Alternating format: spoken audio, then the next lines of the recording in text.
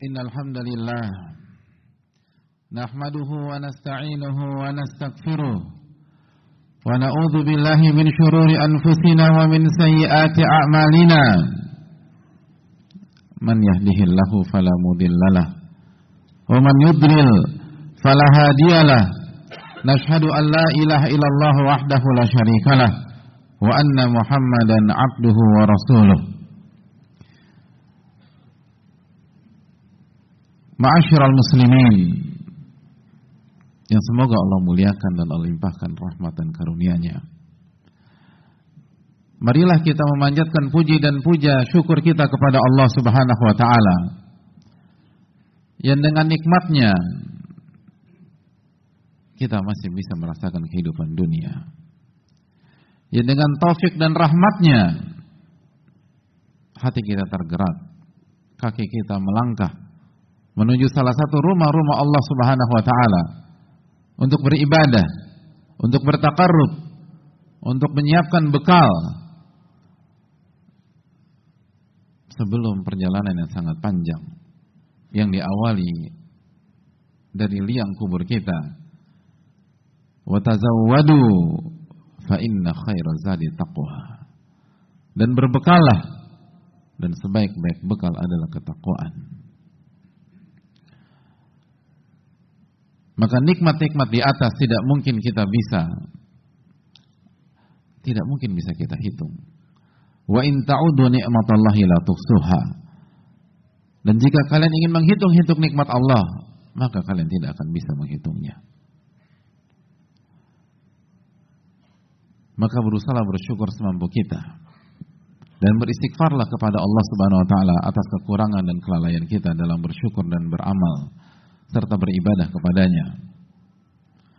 Sebagaimana salawat beriring salam semoga senantiasa tercurahkan kepada Rasulullah sallallahu alaihi wasallam beserta para keluarga, para sahabat dan orang-orang yang istiqomah berjalan di bawah naungan sunnah beliau sampai hari kiamat kelak. Ma'asyiral muslimin yang Allah muliakan, kembali marilah kita ingatkan diri kita untuk bertakwa kepada Allah. Ya ayyuhalladzina amanu taqullaha haqqa tuqatih. Wahai orang-orang beriman, bertakwalah kepada Allah dengan sebenar-benarnya ketakwaan. Bertakwalah kepada Allah dengan ketakwaan yang sejati. Bertakwalah kepada Allah dengan menjalankan perintah-perintah Allah dan menjauhi larangan-larangan Allah Subhanahu wa taala. Karena mengharapkan wajah Allah tabaraka wa taala, karena mengharapkan ridha Allah Subhanahu wa taala dan khawatir akan azab Allah Subhanahu wa taala. Dan lakukan itu dengan sebenar-benarnya. Lakukan itu dengan maksimal. Fattaqullaha masata'tum. Bertakwalah kepada Allah semaksimal kalian. Lalu setelah Allah perintahkan kita untuk bertakwa dengan takwa yang sebenar-benarnya, Allah mengingatkan kita, wala tamutunna illa wa antum muslimun. Dan janganlah kalian wafat kecuali dalam kondisi muslim, dalam kondisi menyerah kepada Allah Subhanahu wa taala, beriman kepada Allah Subhanahu wa taala, taat dan nurut kepada Allah tabaraka wa taala. Pastikan pada saat hari kematian kita dalam posisi dan dalam kondisi seperti itu. Maka selalu minta husnul khatimah, dan semoga Allah memberikan kita husnul khatimah. Amin ya rabbal alamin. Ma'asyiral muslimin yang Allah muliakan, ketika kita bicara ketakwaan, kita tidak bisa pisahkan dengan doa. Ad-du'a wal ibadah. Doa adalah inti ibadah, kata Nabi kita sallallahu alaihi wasallam. Dan di antara banyak doa yang disampaikan oleh Allah Subhanahu wa taala dalam Al-Qur'anul Karim dan sunnah Nabi kita sallallahu alaihi wasallam, ada sebuah doa yang senantiasa rutin dibaca oleh Rasulullah sallallahu alaihi wasallam. Manusia terbaik merutinkan doa ini, hadirin. Ini pasti doa yang spesial, doa yang tidak biasa. Karena manusia yang terbaik, yang dijamin kebahagiaan dunia dan akhiratnya, membaca doa ini setiap hari, sebagaimana testimoni dari istri beliau alaihi salatu wassalam, Ummu Salamah radhiyallahu taala anha. Ummu Salamah menyampaikan anna Nabiy sallallahu alaihi wasallam kana idza asbah qal, sesungguhnya Rasul sallallahu alaihi wasallam ketika di waktu pagi, dalam riwayat yang lain ma'asyiral muslimin, setelah salat subuh, maka beliau berdoa, Allahumma inni as'aluka ilman nafi'a wa rizqan thayyiba wa amalan mutaqabbala. Allahumma inni as'aluka ilman nafi'a. Ya Allah, aku minta kepada Engkau ilmu yang bermanfaat, wa rizqan thayyiba, dan rizki yang baik dan halal, wa amalan mutaqabbala, dan amal yang diterima oleh Engkau subhanahu wa ta'ala. Doa yang dibaca oleh Rasulullah SAW setiap pagi, doa yang dibaca oleh Rasulullah SAW sebelum beliau memulai aktivitasnya di hari tersebut, doa yang bukan hanya permintaan tapi menunjukkan tujuan kita setiap harinya. Kita punya banyak aktivitas, kita punya banyak kegiatan, namun kalau kita hitung-hitung kegiatan tersebut, lalu kita list dan kita lihat apa filosofi, apa hikmah, apa makna di balik itu, inti dari semua aktivitas kita adalah ilmu yang bermanfaat, rizki yang halal dan baik, dan amalan yang diterima oleh Allah Subhanahu wa taala. Dan itulah yang diminta oleh Rasulullah sallallahu alaihi wasallam. Oleh karena itu sebagian ulama mengatakan doa ini adalah permintaan tujuan dalam kehidupan kita sehari-hari, tujuan dari aktivitas kita sehari-hari. Seorang muslim harus memiliki tujuan, seorang muslim harus memiliki arah ketika dia bangun di waktu pagi, ketika dia memulai aktivitas, dan arah dan tujuannya adalah ilmu yang bermanfaat dan rizki yang halal dan baik, dan amalan yang diterima oleh Allah Subhanahu wa taala. Apabila tiga hal ini tidak ada atau cacat, maka ada masalah dalam kehidupan kita sebagai seorang hamba. Karena ini tujuan. Ini bukan tiga hal sekunder, ini bukan tiga hal tersier. Hidup kita dalam kesetiap hariannya itu harus menghasilkan tiga hal di atas. Dimulai dari ilmu yang bermanfaat. Allah perintahkan Nabi kita alaihi salatu wasallam dan kita semua untuk berdoa, Rabbi zidni ilma. Ya Allah, tambahkan ilmuku. Ya Allah, tambahkan ilmuku. Ilmu yang bermanfaat, hadirin sekalian. Ilmu yang bukan hanya menambah wawasan, tapi ilmu yang bisa kita manfaatkan di dunia dan di akhirat kita. Ilmu yang bukan hanya membuat kita pintar, tapi membuat kita berubah, membuat kita tunduk, membuat kita semakin baik, membuat kita menjadi pribadi yang semakin dekat dengan Allah Subhanahu wa taala. Karena jangan pernah berpikir bahwa sebatas tahu saja cukup. Ma'asyiral muslimin yang Allah muliakan, bukankah detik ini ada banyak laki-laki muslim yang tidak salat Jumat? Dan ketika kita tanya mereka setelah selesai salat Jumat, apakah Anda tahu bahwa hukum salat Jumat wajib bagi laki-laki mukim? Maka apa jawaban mereka? Mayoritas mereka akan mengatakan tahu. Tapi apakah ilmunya bermanfaat buat orangnya? Apakah ilmunya bermanfaat buat dirinya? Dia punya ilmu, dia punya wawasan, dia mengerti hukum pada hal tersebut, tapi dia tidak bisa memanfaatkan ilmunya tersebut. Oleh karena itu, yang diminta oleh Nabi SAW bukan sebatas ilmu yang banyak, tapi Allahumma inni as'aluka ilman nafi'a. Ya Allah, berikanlah aku ilmu yang bermanfaat, yang bisa bermanfaat bagi diriku di dunia, di alam kubur, dan hari di kiamat kelak. Ilmu bukan banyak-banyakan. Ulama kita mengatakan, laisal ilmu bi kathrati riwayah, wa innamal ilmu khasyah. Ilmu itu bukan banyaknya meriwayatkan. Kalau kita pakai bahasa kita pada hari ini, ilmu itu bukan banyaknya retorika, bukan banyaknya men-share, bukan banyaknya datang ke kajian dan seterusnya. Tapi ilmu adalah rasa takut kepada Allah Subhanahu wa taala. Rasa takut yang menjadi alat kontrol kita untuk tunduk kepadanya. Rasa takut yang membuat kita sujud kepadanya. Rasa takut yang membuat kita dekat kepada Allah Subhanahu wa taala. Karena ada perbedaan yang signifikan antara takut kepada Allah dan takut kepada makhluk. Kata para ulama, takut kepada makhluk, secara tabiat kita akan menjauh dari makhluk tersebut. Tapi takut kepada Allah, itu akan membuat kita mendekat dan mendekat kepada Allah Subhanahu wa taala. Dan disitulah tempat ketenangan. Oleh karena itu, hadirin Allah muliakan, dulu para ulama kita sebagaimana dijelaskan Al-Hasan Al-Basri, ketika menuntut ilmu, ketika datang ke kajian, ketika membaca kitab, bukan hanya wawasannya yang luas, bukan hanya pengetahuan yang bertambah. Kata beliau, lam yulbat, tidaklah berjalannya waktu pada saat orang itu belajar, kecuali an yura atharu dzalika, kecuali dampak ilmunya, dampak yang ia baca, dampak yang ia dengar, dampak yang ia pelajari dari Al-Qur'anul Karim dan sunnah Rasulullah sallallahu alaihi wasallam akan terlihat fi basarihi, akan terlihat dari matanya, bagaimana cara ia memandang, bagaimana cara ia melihat, wa takhasyu'ihi, akan terlihat dari kekhusyuannya, salat semakin khusyuk, berzikir semakin khusyuk, berpuasa semakin khusyuk, bertaqarrub semakin khusyuk, ada ketenangan dalam dirinya, ada kenyamanan di dalam dirinya, ada kenikmatan di dalam dirinya.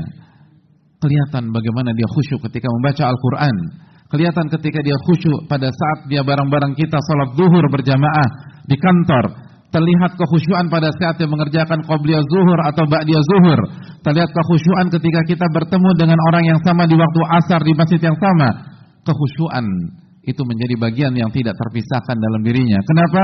Karena ilmunya bermanfaat. Ilmunya bermanfaat, ma'asyiral muslimin. Dan terlihat dari lisannya, cara bicaranya berubah.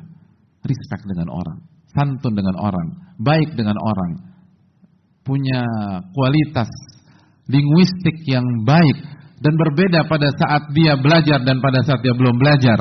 Itu kata Al-Hasan Basri. Dulu para ulama kita begitu belajar berubah, cara bicara berubah, cara menghargai orang berubah, cara merintah berubah, cara merespon berubah, cara bertanya berubah. Kenapa?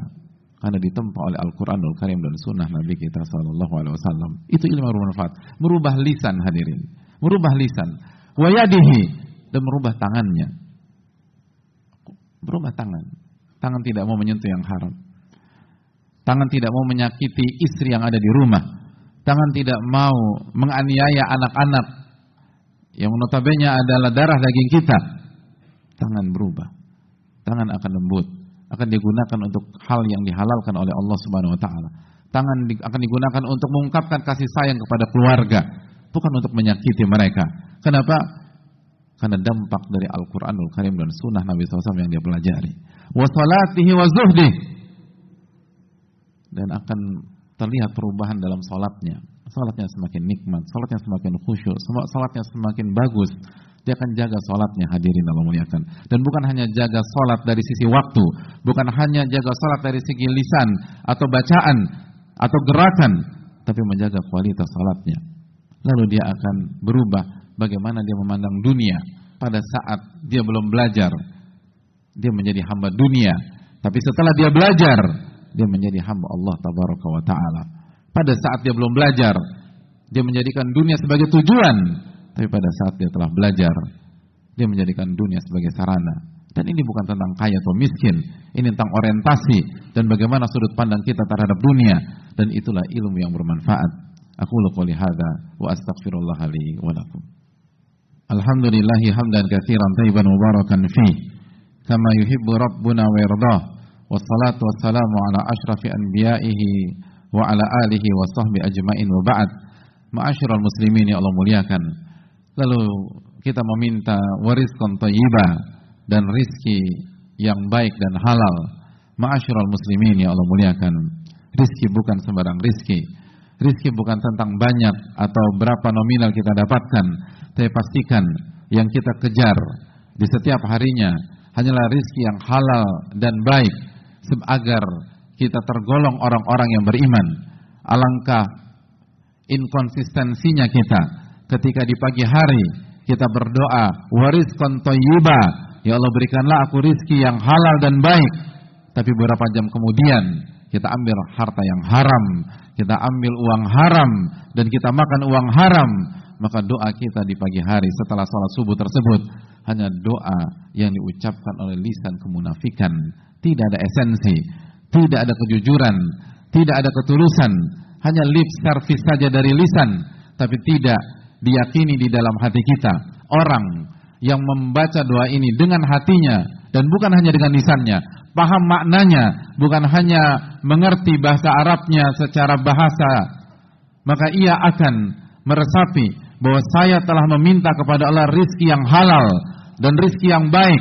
Maka setelah itu, detik-detik berikutnya, menit-menit berikutnya, jam-jam berikutnya di hari itu, saya hanya mau memperjuangkan harta yang halal dan harta yang baik. Saya hanya mau mencari harta yang halal dan harta yang baik, dan saya tidak mau menyentuh harta yang haram. Hadirin yang Allah muliakan, hidup ini hanya sekali, hidup ini singkat, dan hisab kita pada hari kiamat akan sangat merepotkan kita. Ali bin Abi Thalib mengatakan bahwa harta yang halal itu hisab, dan harta yang haram adalah azab. Cobalah kita renungkan hal tersebut. Dan Nabi kita alaihi salatu wasallam mengatakan, kullu jasadin nabata min suhtin fannaru aula bih. Setiap daging dan setiap anggota tubuh kita yang tumbuh dengan harta yang haram, maka neraka lebih pantas untuk raga tersebut. Hadirin Allah muliakan, setiap daging yang tumbuh dari harta yang haram, maka Nabi kita yang tidak berbicara dengan hawa nafsu sallallahu alaihi wasallam, wa ma yantiqu 'anil hawa in huwa illa wahyun yuha. Nabi SAW tidak berbicara dengan hawa nafsunya, tapi wahyu yang Allah wahyukan kepada beliau. Beliau menyampaikan kepada kita semua umatnya, karena sayangnya beliau kepada kita, karena ingin kita sukses di dunia dan di akhirat, agar kita tidak tertipu dengan instannya harta haram.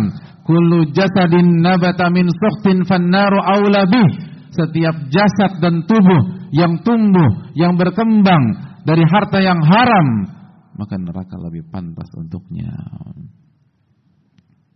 Apa artinya kita kerja dan banting tulang pagi, siang, sore, malam, kalau pada akhirnya kita hanya diazab dan disiksa di dalam api neraka? Apa arti ini semua, hadirin sekalian? Kalau azab di dunia saja sudah membuat kita berantakan, lalu bagaimana dengan azab akhirat? Allah mengatakan, "Wa ma hadhil hayatud dunya illa lahun wa la'ibun." Sesungguhnya perhiasan atau kehidupan dunia hanyalah lahun, hal-hal yang tidak ada artinya, dan permainan belaka. Allah katakan bahwa kehidupan dunia hanyalah permainan dan sesuatu yang tidak ada artinya. Jadi sesuatu yang membuat kita sakit, membuat kita nyesek, membuat kita terpukul. Allah katakan itu belum seberapa, itu nggak ada artinya sama sekali.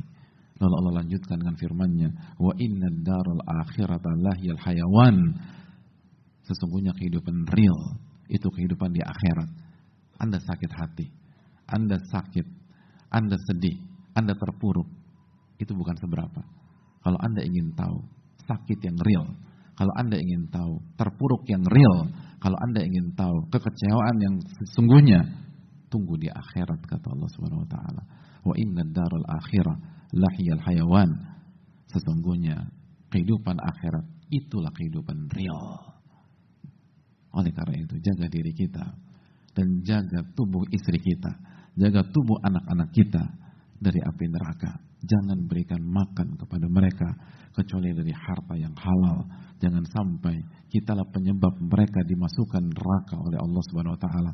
Kita berusaha menyelamatkan kehidupan duniawi mereka yang belum pasti dengan harta haram tersebut, tapi kita hancurkan mereka kehidupan masa depan yang pasti di akhirat dengan harta yang sama tersebut.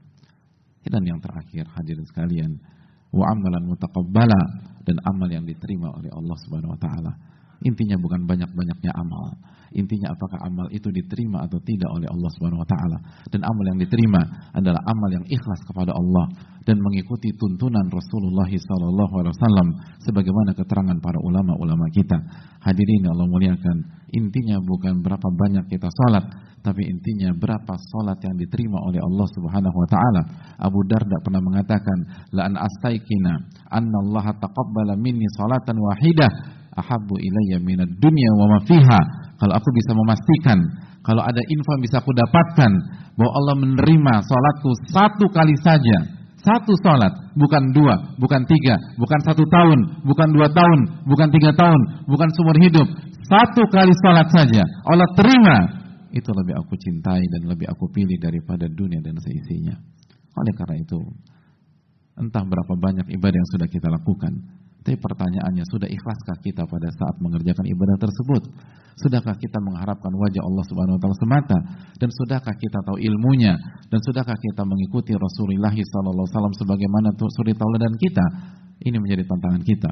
Kata Ali bin Abi Thalib radhiyallahu taala anhu, hendaknya konsentrasi kita agar amal kita diterima oleh Allah itu lebih besar daripada konsentrasi kita pada mengerjakan amalan itu sendiri. Semoga Allah menerima amal ibadah kita dan memperbaiki kekurangan dari amal ibadah tersebut.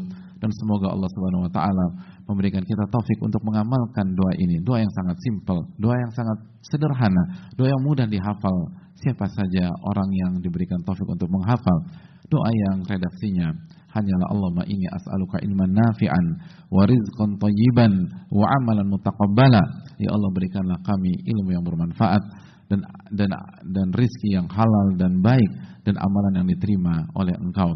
Doa yang sedikit ini apabila kita baca dengan penuh keyakinan, dengan penuh kepercayaan, dengan penuh husnuzan kepada Allah SWT, berbaik sangka kepada Allah, lalu kita berusaha buktikan dengan sikap kita dan perilaku kita dan aktivitas kita di hari tersebut, maka akan menjadi modal besar pada saat nanti kita menghadap Allah SWT pada hari kiamat kelak. Semoga Allah memberikan kita kebaikan di dunia dan di akhirat. Innallaha wa malaikatahu yusalluna 'alan nabi ya ayyuhalladzina amanu sallu 'alaihi wa sallimu taslima. Allahumma salli ala Muhammad wa ala ali Muhammad kama sallaita ala Ibrahim wa ala ali Ibrahim innaka Hamidum Majid. Allahumma barik ala Muhammad wa ala ali Muhammad kama barakta ala Ibrahim wa ala ali Ibrahim innaka Hamidum Majid. Allahumma ighfir lil muslimina wal muslimat wal mu'minina wal mu'minat al ahya'i minhum wal amwat innaka sami'un qaribun mujibu da'wat. Rabbana inna nas'alukal huda wat-tuqa wal 'afaf wal ghina. Allahumma inna na'udzubika min ilmin la yanfa' wa min qalbin la yakhsha' wa min nafsin la tashba' wa min da'watin la yustajabu laha. Allahumma inna nas'alukal 'afwa wal 'afiyah fid dunya wal akhirah. Rabbana atina fid dunya hasanah wa fil akhirati hasanah wa qina adzaban nar. Wa sallallahu sallam ala nabiyyina Muhammad wa ala alihi wa sahbihi ajma'in. Akhiru da'wana anil hamdulillahi rabbil alamin.